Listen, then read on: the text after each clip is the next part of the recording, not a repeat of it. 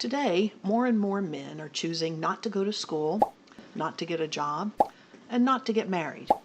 If similar numbers of women were doing the same, someone would raise the alarm. But since men are the ones opting out, the problem has been mostly met with silence. Some books say that men are just a bunch of lazy, stoner frat boys who are acting immaturely. In reality, men are acting rationally and opting out of education, work, and marriage because in all of these areas, the penalties are high and the rewards are low. Each of these areas has its own problems and is important in its own right, but for now, we'll just look at why men are avoiding marriage and fatherhood. The first reason that men don't want to get married is that they'll lose respect. In the past, a man wasn't considered a true adult until he was married and had children. Today, however, husbands and fathers are the butts of jokes, and the media constantly portrays them as buffoons and bumbling idiots. The second reason is that they'll lose out on sex. Men who cohabitate with their partner but aren't married have much more sex than their wedded counterparts. Recent studies have also found that cohabitators are happier and more confident than married couples. The third reason that men don't want to get married is that they could lose their children and their money. Men are aware of the dangers of divorce, specifically that the courts tend to favor mothers.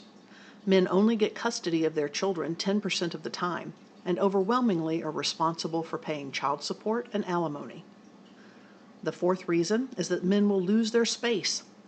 Once a man gets married, he's relegated to the dirtiest part of the house, the attic, the basement, the garage.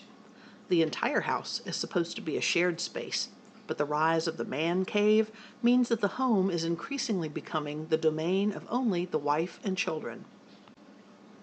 The fifth reason that men don't want to get married is that they can lose their freedom. If a man gets divorced and can't afford child support, he can get locked up. On any given day, there are almost 50,000 people in jail due to child support arrears, most of them male.